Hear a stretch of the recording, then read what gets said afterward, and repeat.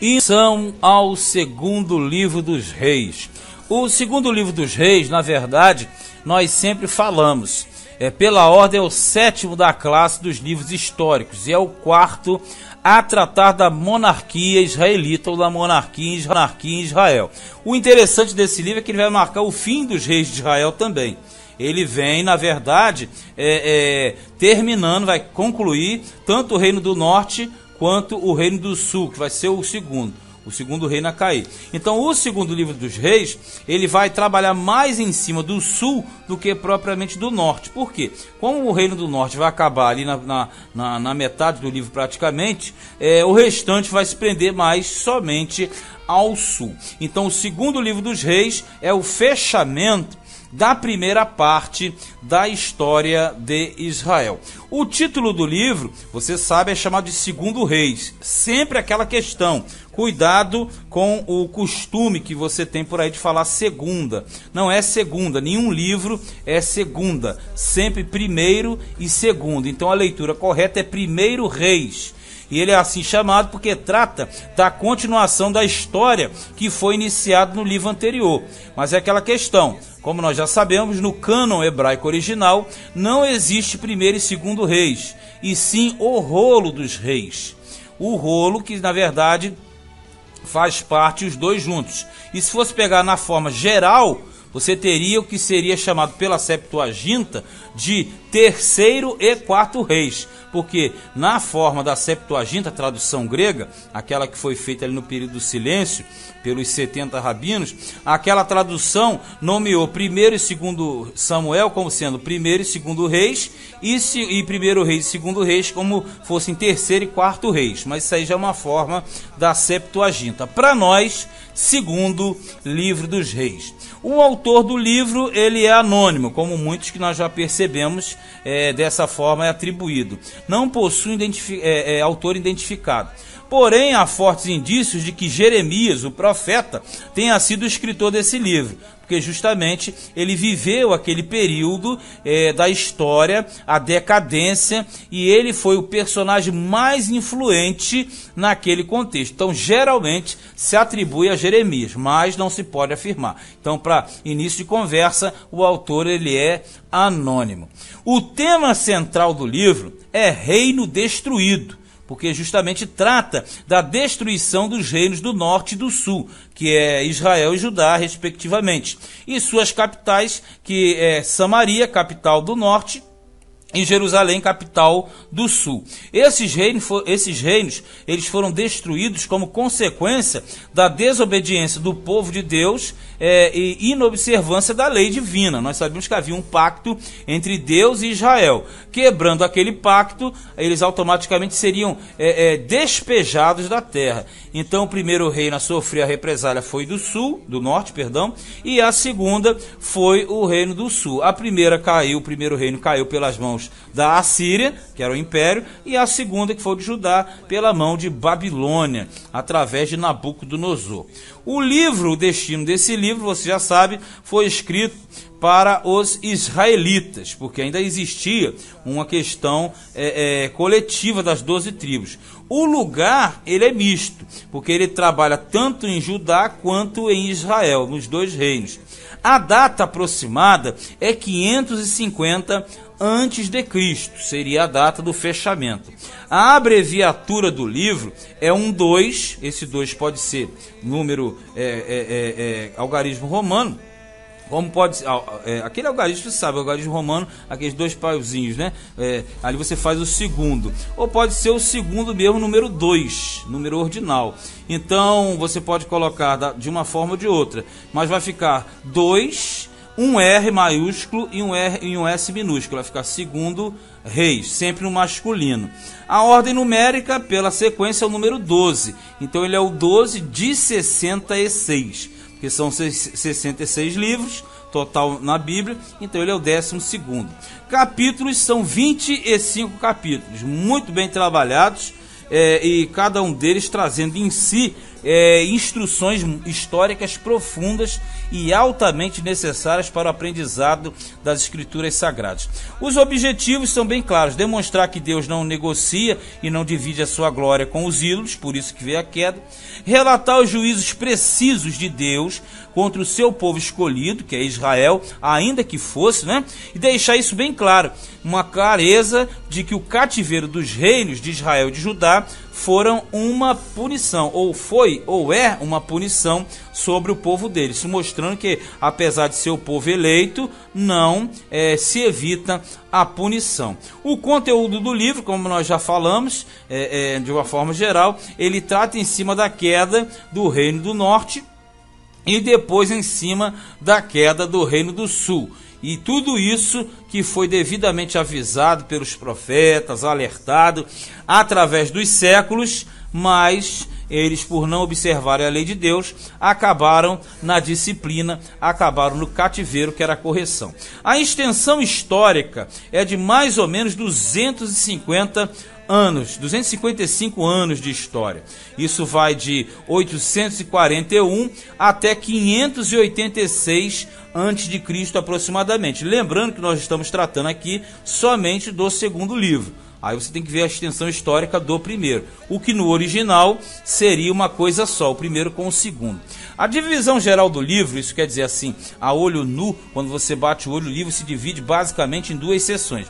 A primeira vai do capítulo 1 até o capítulo 17, que vai descrever justamente os dois reinos, antes da queda de Israel com as 10 tribos, que é o Reino do Norte, capital Samaria. E já a segunda parte pega do 18 e vai até o 25, que vai trabalhar somente na queda do Reino de Judá, que foram as duas tribos, a princípio, Judá e Benjamim, cuja capital central era Jerusalém. Os principais fatos do segundo livro dos reis, nós temos várias histórias interessantes aqui, como por exemplo o início do livro, onde tem Elias subindo aos céus, deixando seu sucessor, que foi o Eliseu. Os milagres de Eliseu, que foram vários, a princípio dobrou o número dos milagres de Elias. A cura de Naamã, o Ciro, que era general do exército da Síria. O Jeú, filho de Ninsi, que foi levantado por Deus para exterminar a casa de Acabe e Baal também da terra, no Reino do Norte. A queda de Samaria, que foi algo também realizado pela Assíria. Ezequias, aí o rei do sul, que foi curado milagrosamente. Senaqueribe, que também tentou invadir Judá, que ele era rei da Assíria e foi destruído pelo anjo do Senhor, né? 185 mil assírios foram destruídos na ocasião. O reinado de Manassés, que foi o pior de todos, foi ele que agravou em extrema maldade em Judá, trazendo o consequente cativeiro. O reino de Josias, que foi considerado o maior reformador da história dos reis, não somente de Judá, como de Israel também. A queda de Jerusalém, que foi o ato mais triste, o fato mais triste da história do povo de Deus, que foi a queda de Jerusalém e a destruição do templo. E lá, para fechar aqui, na sequência que eu tenho, e essa sequência que eu estou falando você tem na sua apostila, o cativeiro babilônico, que foi a pior punição descarregada sobre o povo da aliança, a saber, o povo de Israel. Principais personagens, nós temos aqui alguns, por exemplo, Elias, o grande profeta Elias, que subiu aos céus num redemoinho. Eliseu, seu sucessor, que desenvolveu o ministério deixado por Elias. Acasias, que foi aquele rei lá do norte, que mandou consultar Baal-zebub e ficou doente e morreu. Jeorão, que era irmão dele, ambos filhos de Acabe. Também Naamã, o Ciro, que nós falamos dele, que foi curado. Gease, o servo de Eliseu, que pegou a lepra do Ciro, porque mentiu. Jeú, o grande exterminador de Baal. Oséias, que foi o último rei do norte. Também o rei Ezequias, aquele da cura milagrosa. Josias, o grande reformador. E colocamos aqui também Zedequias, que foi o último rei de Judá, o último rei do sul. Nós temos também o personagem central. Não tem como fugir. O personagem central do livro foi o profeta Eliseu, representante de Deus e, detalhe, num reino completamente hostil. Eliseu era uma lâmpada de Deus no meio de um reino totalmente corrompido, que era o reino de Israel, o reino do norte. Tipos velados de Cristo, né? Encobertos. Nós temos o Elias, que foi um grande representante de Deus, subindo aos céus, apontando para Jesus e a sua assunção em Jerusalém futuramente. Eliseu também apontava para Cristo pelos seus milagres, ressuscitando pessoas, aquela questão toda. E todos os reis justos que praticaram coisas boas, como Ezequias, Josafá, Josias, todos eles apontavam para Jesus pela sua fidelidade a Deus. O nome alegórico do livro é de fácil decoração. É o livro do cativeiro. Não precisa nem falar por quê. Porque foi o livro que traçou o início dos cativeiros com Israel e depois com Judá. Assim como lá no início, o livro de Josué é conhecido como o livro da conquista, né? Porque eles receberam a terra. Segundo o livro dos reis, é o oposto. É o livro do cativeiro, quando eles saíram da terra dada pelo Senhor, da chamada terra prometida.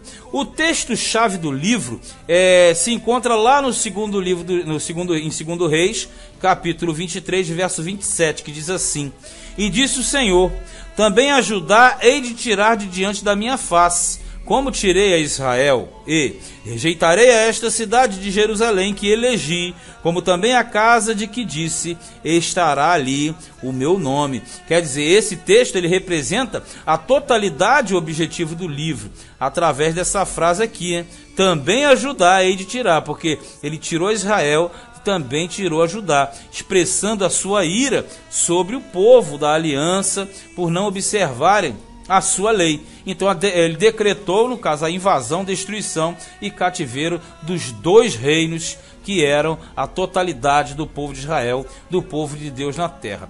A grande dádiva que nós temos de Deus, que todo livro Deus dá uma grande dádiva para cada um de nós, em especial, em particular. Nesse livro a grande dádiva é a presença de Deus, porque aqui esclarece, mostra que Deus estando conosco é a maior bênção que se pode possuir.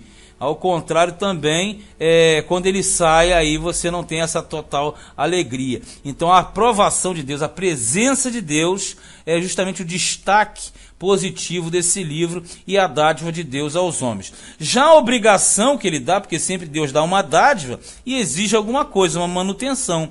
A grande obrigação do homem nesse livro é justamente a permanência em Deus. Isso quer dizer que a fidelidade, servir a Deus com amor e fidelidade, é o melhor caminho. É aquele caminho que nos leva sempre mais rápido às vitórias e evitam, consequentemente, vários problemas na nossa caminhada. Então, como a grande dádiva é a presença dele, a nossa maior obrigação é a permanência em Deus. E com certeza o Senhor, nesse livro, ele ensina muito, porque aprendemos que o Deus que dá pode ser o mesmo que tira, o mesmo que ajuda pode ser o mesmo que vem a punir no momento certo. Então, vamos conferir o 2º livro dos Reis, capítulo a capítulo, do 1 ao 25.